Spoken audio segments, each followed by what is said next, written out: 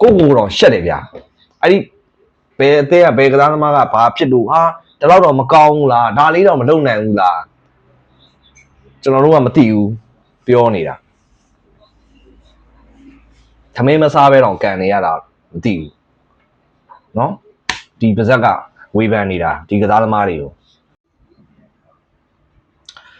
ပြည်သူများအားလုံးပဲမင်္ဂလာပါဆော့ကာ5 ကြော်ပေါ်နေပြီးတော့ကြိုးဆိုပါတယ်ဒီကနေ့ကျွန်တော်တို့ကမ္ဘာဖလားဘောလုံးပွဲတွေစောင့်ကြည့်ဖို့အတွက်ပေါ့နော်ကျွန်တော်အားမွေးနေတဲ့အချိန်မှာပဲမြန်မာဘောလုံးလောကရဲ့မတင်မှတ်ထားတဲ့ရင်နာပွဲသတင်းတစ်ပုဒ်က social media မှာပြန့်နှံ့လာတယ်မြန်မာမျိုးသမီးလိဂ professional ကစားသမားတူကသူတို့အသင်းရဲ့အားနည်းချက်တွေကိုထုတ်ဖော်ပြောသားတဲ့အခါမှာထမင်းနှမအောင်တော့မစားတဲ့နေ့တွေရှိပါတယ်တဲ့ကြားလို့မှကောင်းကြသေးရဲ့လားဗျာအမျိုးသမီးလိပြိုင်ပွဲနဲ့ပတ်သက်ပြီးတော့မိတ်ဆက်တုံးက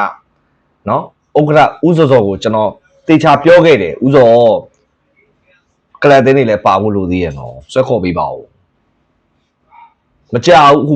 ဒိန်းဆိုရှေ့မှာလှုပ်ထားသမျှအားလုံးတဲတဲရဲဆိုဖြစ်ကုန်ပြီဒီလိုထုတ်ဖို့ပြောရတဲ့တတိယတုံတတိတော့မဟုတ်ဘူးအဲ့တော့ဒီကစားသမားတယောက်ဒီလိုပြောလိုက်တဲ့အတွက်ဘာဖြစ်သွားမလဲပရိသတ်တွေအားလုံးလည်းသိတယ်နော်အဲ့တော့ဝမ်းနေတယ်ဗျာကျွန်တော်တို့ကြားကျင်တာဒီလိုသတင်းတွေမဟုတ်ဘူးဗျာနော်လီကိုအကောင်းဆုံးဖြစ်အောင်လှုပ်ထားတယ်ဥစောစောက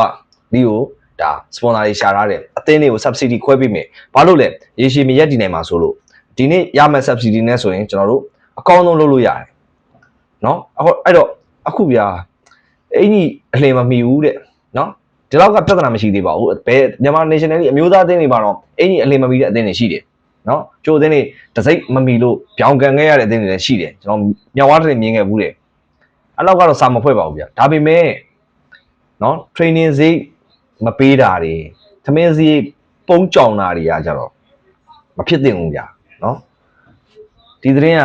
ကျွန်တော်တို့အရာအလုံးအကောင်းဆုံးလုပ်ထားတဲ့အရာတွေအားလုံးတဲတဲရေစုံဖြစ်သွားပြီဘာမှမျှော်လင့်လို့မရတော့ဘူး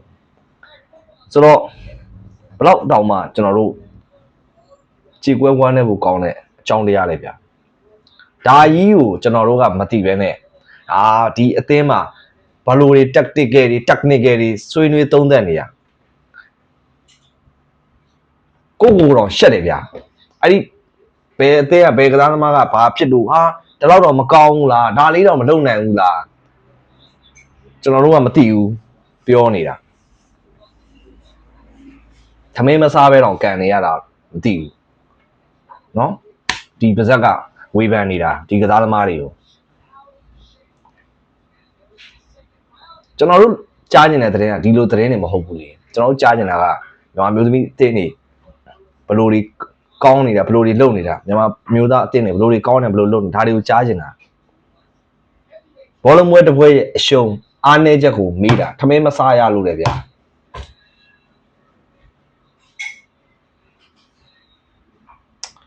တကယ်ကိုရင်နာဖို့ကောင်းတဲ့